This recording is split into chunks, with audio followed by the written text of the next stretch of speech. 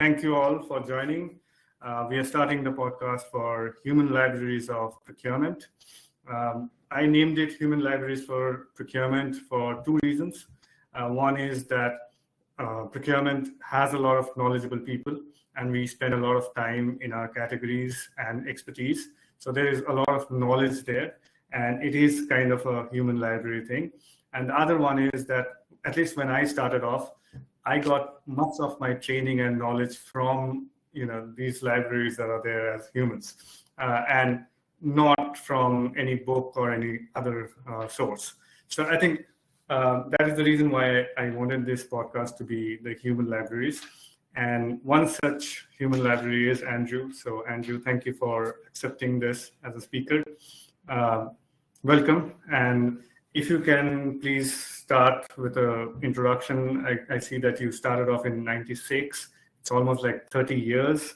So tell us, what have you done? What have you done? I wish it was 96. I think it's probably another 10 years on top of that when I started. So Andy Neilson, I do procurement, I do supply chain. I started in procurement, as probably most of us fell into it. Was asked to get involved when I was working in ceramics in terms of organising stores, materials, and eventually became a buyer when ceramics were made in the UK, and developed my career through retail, food, FMCG, fitness and leisure, and almost 7 years ago now came out of corporate world and moved into consultancy and latterly training. So I'm at a client site today, training the procurement team on relationship management. So we've just done our second negotiation exercise, which is always an interesting one, always things to learn. So that's me, really. Right, thank you. So ceramic, you started buying ceramic and then you moved on to food and all. If you would please tell us, how is ceramic different from other categories? What do you focus on? Oh gosh. Well, at the time I was focused on when we used to buy lithographic transfers for the plates and mugs and teacups and saucers. So that was my first foray into buy-in, was the buy-in of transfers and the idiosyncrasies, if you like, around different colours, raw materials, gold, silver, cobalt, and then it was very transactional. This is, crikey, mid to late 80s. Right. We didn't even have computers, to be honest with you, when I first started. Right. So, and relationships with suppliers were, like I said, transactional, old-fashioned. Many deals done over a pie and a pint in the pub at lunch times, and it just didn't really work. And thankfully, as I then developed my career, moving into retail with Right. Halfords in the UK, and then into food, it was not just perhaps a journey of learning, but also a journey of understanding. So learning about myself, learning about the impact that procurement and supply chain can have, both negatively and positively, but really learning about relationships and the importance of relationships, both internally with stakeholders and externally with suppliers. But I think that first grounding into buying in, within the ceramics industry, and it being in such an old-fashioned industry, as it were, very family-orientated workforce, very traditional. So, I think it gave me that insight and started me on the knowledge, if you like, around the importance of relationships across the board, whoever and wherever. Yeah, we all have our starting points, and sometimes it's not that great to start with. But that knowledge expanded when you went for the food industry and all, right? And that behaves differently. That is more organized in certain ways. Well, I think so. When I first moved into food, it was 90, 98, 99. And moving into a commodity situation, and bear in mind, I was moving from buying to supplying. So I was supply chain into retail. Right. And the challenges that brought were significant around all sorts of different issues. It was also, again, a commoditized product. So cheese, and obviously price of milk impacts the price of cheese and the cheese that we were supplying into the retailers. So you learn very quickly about being a supplier and how difficult it is and how difficult a sales job is. And I still to this day think that sales is the most difficult job ever, which is why I like procurement so much. But I think, it's appreciating the challenges on the other side of the fence as well. And there's not many of us that get that chance to see both sides. And it's given me that grounding that being a supplier is tough, being a salesperson is tough. How do you deal with grumpy buyers like me, and how do you get a deal done that works for both sides? Because it should, and I think that's where the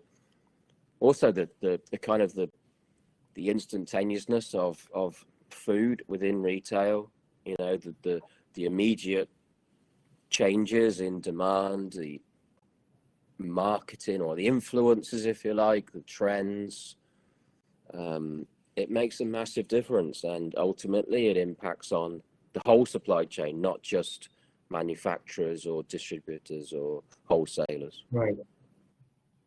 It's amazing. So when I started off, computers were a reality in that time. You started off, computers were not there. And one of the things that one of my seniors told me when I was starting off, that there used to be a box which used to have all the papers, and that used to be called an inbox, right? And the outbox is when you take that paper and put it on that other list.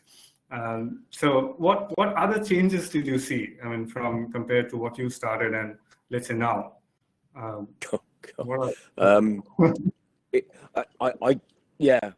kind of liken it to the Industrial Revolution in the UK. All that time ago. For me, it has been revolutionary in terms of the changes that we've seen, the capabilities that we now have, the technical support, but also the globalization as well of the marketplace. So when I first started in ceramics, we used to get our clay from Cornwall and our transfers from Stoke-on-Trent, sometimes Germany, but it was very insular, if you like. Whereas now you press your magic button and you can source anything from anywhere. So I also see that the consumer demand has changed as well. So we're all consumers, and we are all driving behaviors in the supply chain and the procurement field because of these new learned behaviors that we've got from people like Amazon. So our expectations now, if I press a button, I want it within an hour, because people have proven it can be done. So as procurement people, we become naturally more expectant around service. We are less tolerant around service failures. We ask why a lot more often. Thankfully, a lot more times out of 10 than we used to. It's constructive challenge rather than negative. I just think literally the whole world has changed since I started work and expanded, and we need to become. We've had to adapt to new technology, new demands, but also new concerns around sustainability, around political unrest, and risk mitigation and risk management, as well as risk awareness. And sadly, the pandemic, I feel, for me, brought home where perhaps lots of organizations didn't think they had a risk and thought they had great relationships within their supply chain, only to find that they didn't. So yeah, you could spend hours and hours talking about the differences between the mid-'80s to now in terms of what I see. But I still see the basics, which are relationships and common sense. Right. You know, you can have AI, you can have whatever technical platforms you want, but you still need to form relationships, and you still need to have a degree of common sense. You need to be realistic. You know, you don't need to be one of these people that go, oh, you know, technology is going to solve everything and it's all about AI. It's not. It's not at all. It's about how you use it and how you utilize it. So that'll be my view anyway. Right. Yes. Relationship is the biggest factor, I guess. A lot of procurement that has evolved is because of relationship. I would say a lot of procurement that has evolved is because of the people that has worked in the 90s and 2000s. A lot of credit should be given to them because procurement started off very small, like what you said. Right? It was very localized. It was very small. And then it went globalized, and the kind of changes that were there, it was huge. The kind of adaptation the guys did, and it is quite cool now as to talk about procurement and all. It was not even when I started off that we never used to talk about procurement such a way. No, I certainly felt, and looking back now, feel that procurement was always regarded quite negatively. And seen almost as a business stopper, and that's why procurement had to be bypassed, because procurement don't add value. They just process purchase orders, or at the time, purchase requisitions. And procurement, or purchasing, probably called purchasing more than procurement then, was only to be contacted when it goes wrong. And we didn't need to be involved in the supplier relationships because that was with the stakeholder. We were seen as a threat. I'd like to think now that we're in a much better position where people are fully aware, or perhaps not fully aware, more aware. Yes. That we're a value add function, as opposed to just a pure processing function. And yeah, you need to process, but you need to focus your activities and be smarter around what your priorities are. And with purchase order placement and with technology nowadays, a lot of the administration has become automated, which is great, which gives us more time to then focus on relationship. And time is something that everybody needs, and time is something that's not particularly given up easily to procurement people or anybody, because the pressure is always on to deliver results or cost savings or whatever the business need and demand is. But time is still needed, and especially when you're trying to foster relationships with your senior stakeholders and your key strategic partners out on a global platform. Yep. I like that point that you have to earn the time, especially from the stakeholders. They have to engage. They have to know that this is where we need to go. And I think Alex is adding one more comment there, that we have to talk about value adds and sustainability and all. I would come to sustainability as well. There are certain certifications that are there, I could see in your name. So could you please tell us what kind of trainings and certifications that you have, and how do they help for procurement? Yeah, so I'm very lucky that I'm a fellow of FCIPS.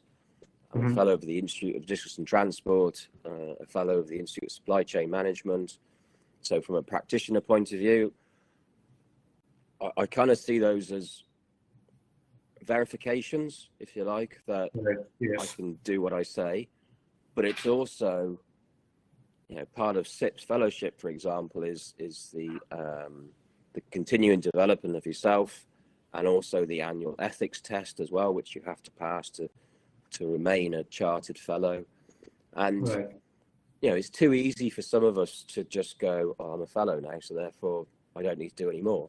Whereas, I mean, in fairness, a lot of the fellows that I know within FCIPS are as keen as I am to keep developing their learning journey, etc., and also share those learnings and experience with the next generation.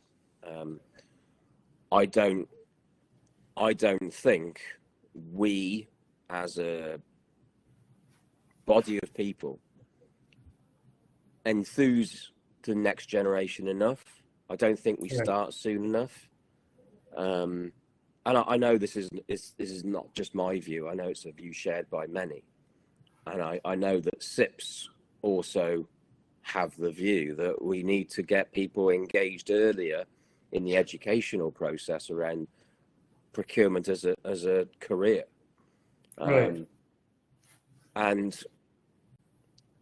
even at my ripe old age, I'm still learning, and my other two fellowships are based around Institute of Leadership and also the Institute of Training and Occupational Learning. So again, I've been looking to learn how to do things better when it comes to knowledge transfer, when it comes to upskilling of people. And I've had some great mentors around that as well, who have taken the time to invest in me, as it were.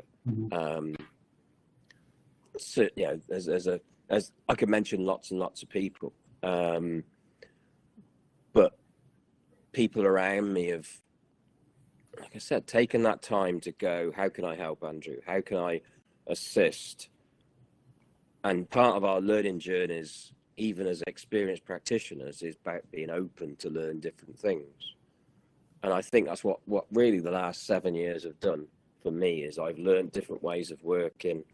I've learned different training techniques. I never thought I'd ever be a trainer.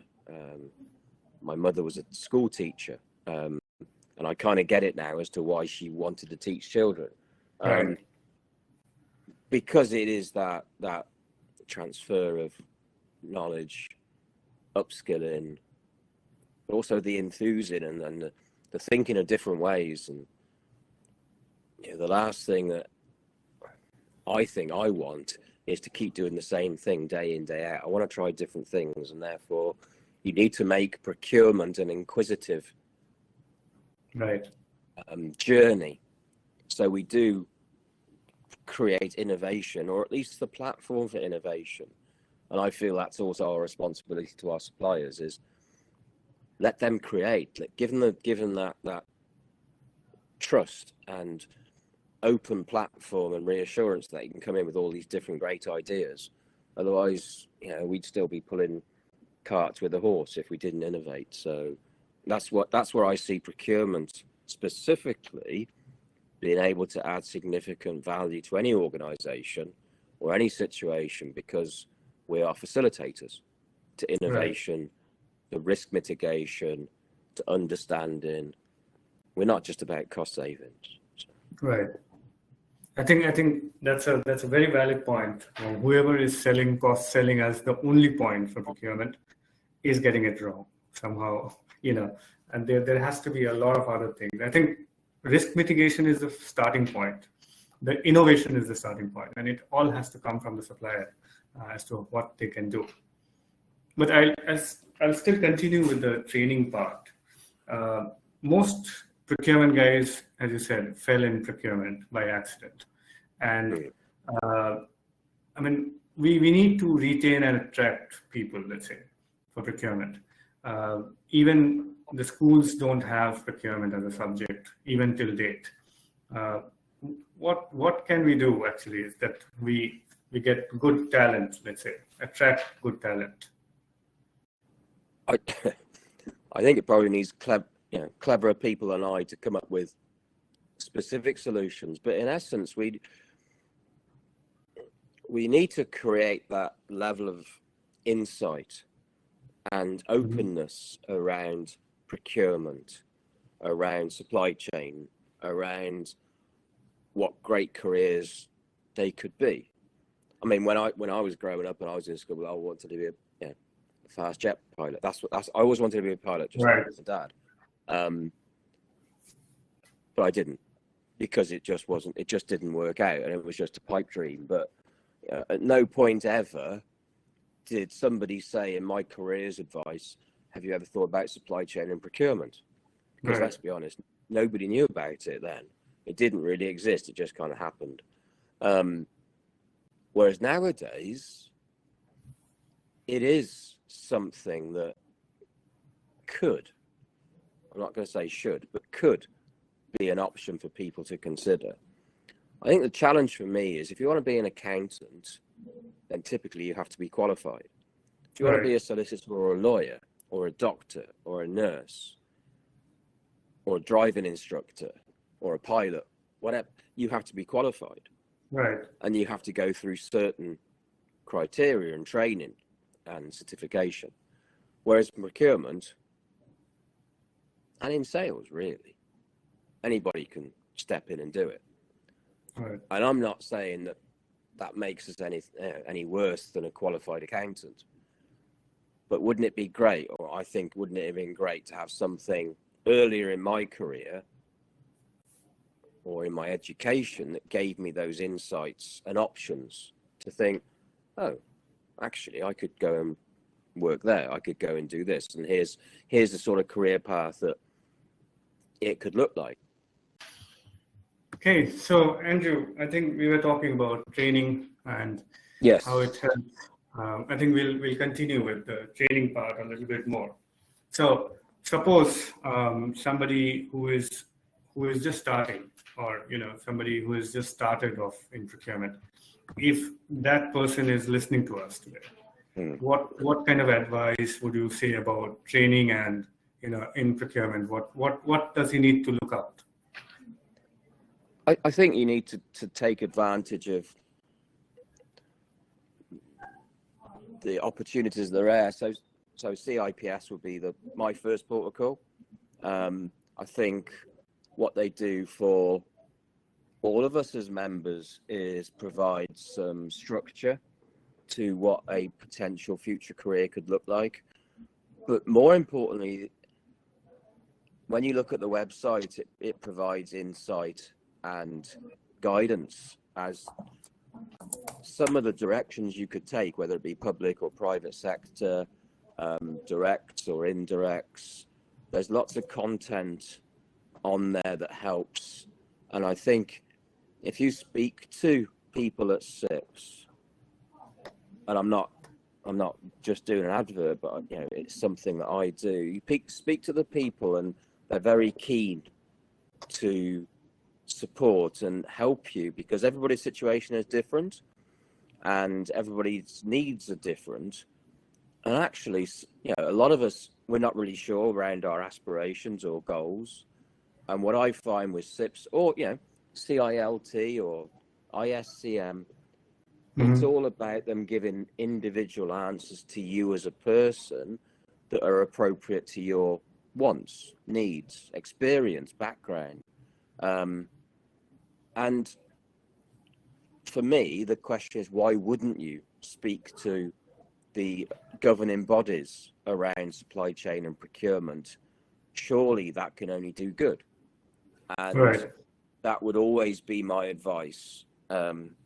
Actually, it's my advice to anybody, not just those people who are starting out now, but to, old people like me. There's still benefits to listening and learning and understanding what else is out there that we can benefit from.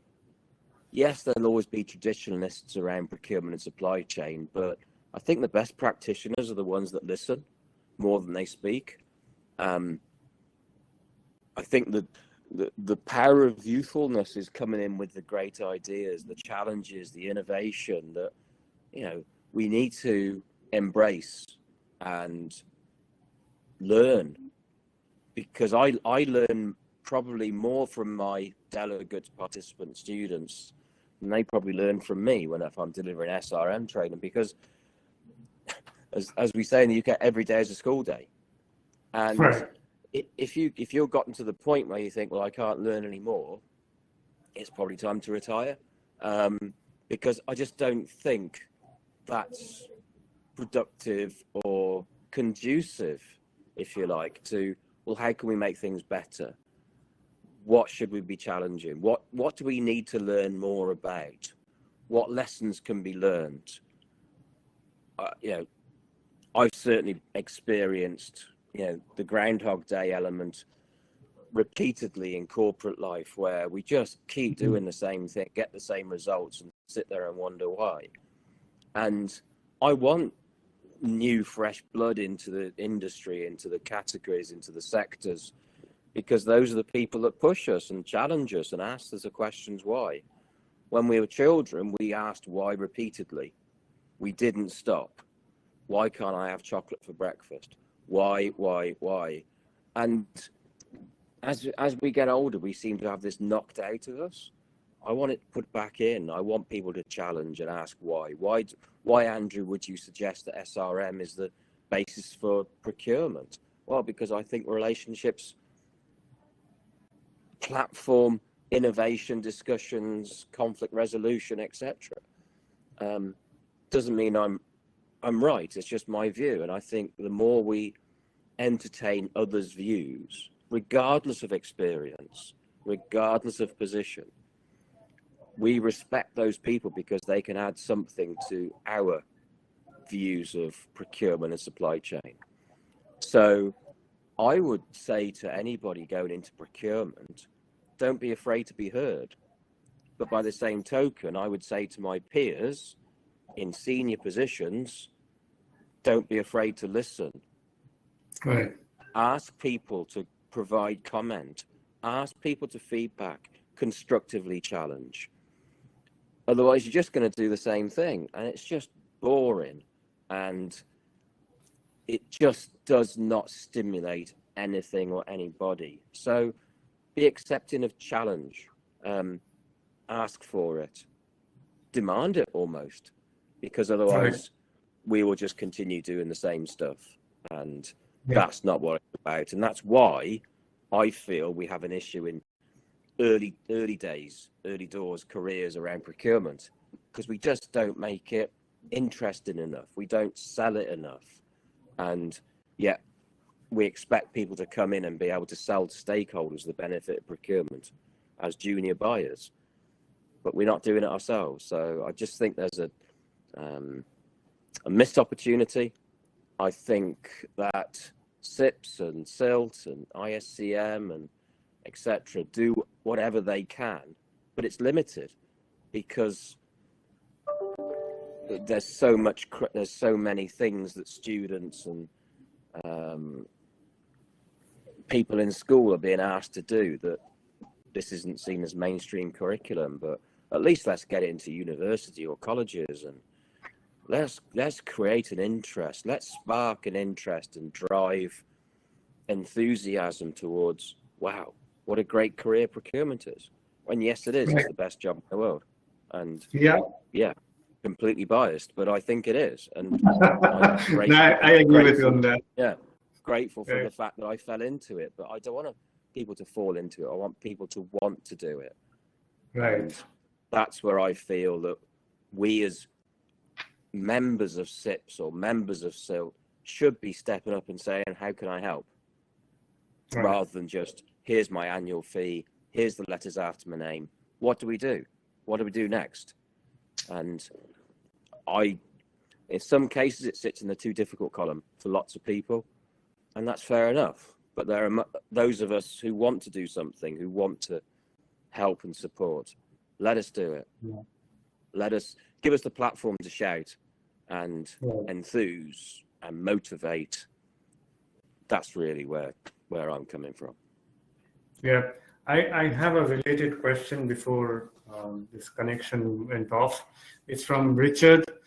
He says, Andrew, given your extensive experience, how do you see procurement and supply chain training evolve in the future?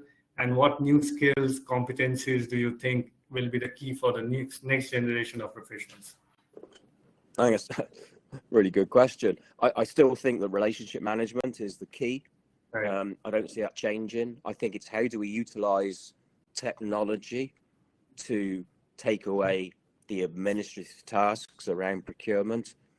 I think one of the skills that procurement need to develop is selling skills. We need to sell the benefit of Right. procurement to stakeholders, to suppliers, design engineers, whoever we are supporting and helping to finance people. We're pretty good at talking amongst ourselves and saying, yeah, we're good at doing this, we're good at doing that. We're pretty rubbish at going out and telling the world what we're good at. We like probably to be a little sheltered and a little hidden, and we don't like to celebrate what we do, and we don't like to celebrate success because we feel uncomfortable, is my experience. So I think it's how do we sell procurement internally and externally? How do we get onto Sky News and say this is what we do? They do it in all other industries. They do it public sector wise, but usually when it goes wrong. You think about PPE during COVID, for example. So procurement get a pretty bad rap because they're associated with those issues. Is that fair? I think not, but I don't know because I don't do public procurement. So selling skills of procurement, selling the benefits, and also selling the opportunities to suppliers. I think that celebration part, I agree with you totally on that. Sales celebrate a lot when they get a deal. Procurement is like we move on to the next one. So I think that needs to change a lot. Yeah, and I think the incentivization as well. Procurement people do a fantastic job every day of the week, as do salespeople. Typically and historically, salespeople get rewarded for doing that day. Procurement, not so much. Certainly perhaps at CPO head of level, but junior buyers, do they get incentives for doing a fantastic job? Probably not. So again, that's probably another area we need to consider. How do we level the playing field? How do we incentivize incredible performance rather than just the normal day to day? Right. And to that, I think Laura has written that we have to sell the benefits of procurement. We are not always good at telling our story. I think, people need to hear us more. Now, there are some questions that are there, and I'm not sure that it was for you or for me, so I cannot read those. But if anybody in the audience has any question, please write it again, and I will be happy to read it out. The last section of it, I wanted to talk about your company, Twisted Oranges. Nice name. Any logic as to how you get to that name? So Twisted Oranges is my wife's company, really. So as all good husbands, I work for my wife, and hopefully do as I'm told. It was really just something a bit different. I think we were sat on the motorway one day and bouncing ideas across, and I was really a bit of a sponge and a listener, and it was Louise, my wife, who came up with the name. Something around food, something a bit different, and Twisted Orange was therefore born. It's my wife's business, not mine. I would stress, because she's probably watching this, so just in case. Right, and this is into procurement. How is this?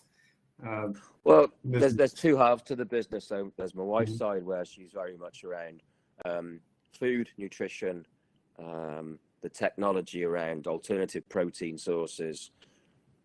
Basically, she does all the clever stuff. When I joined, in essence, I'm a procurement consultant, interim trainer. I'm whatever a client needs me to be, and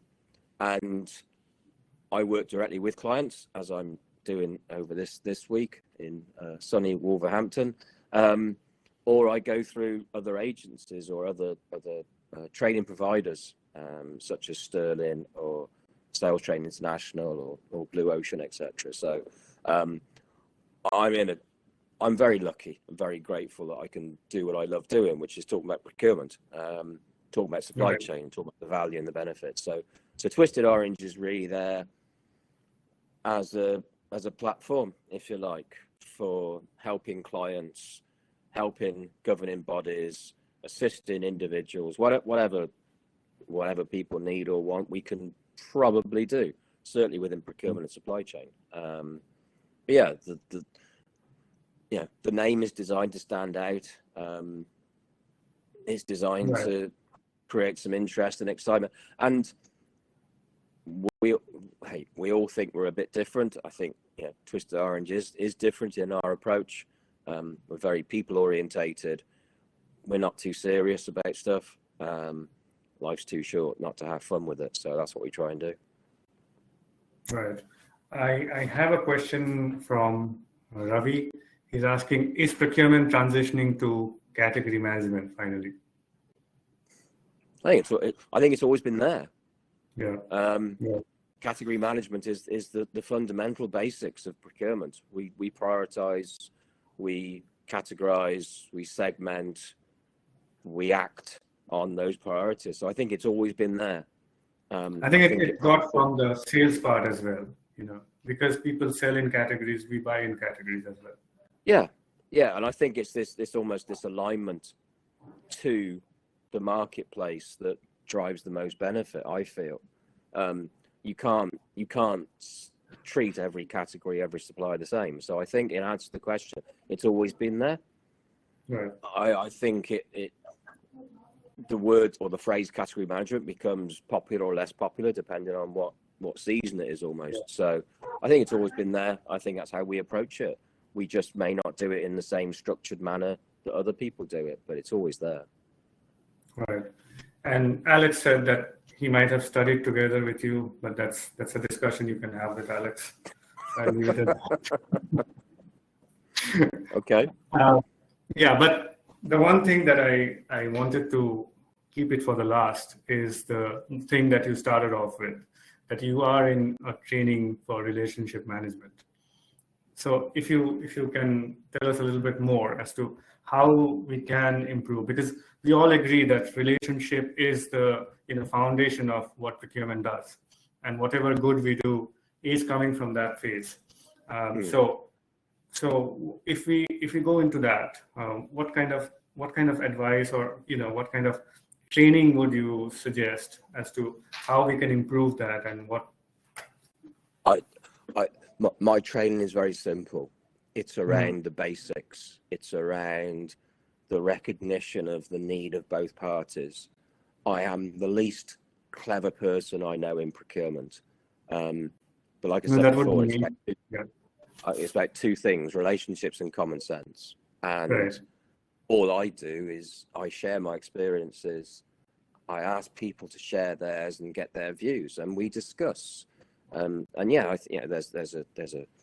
an Andy Neilson version of relationship management. There'll be an Alex Jennings version. There'll be a Super Tim Roy version of relationship management. We're all slightly different.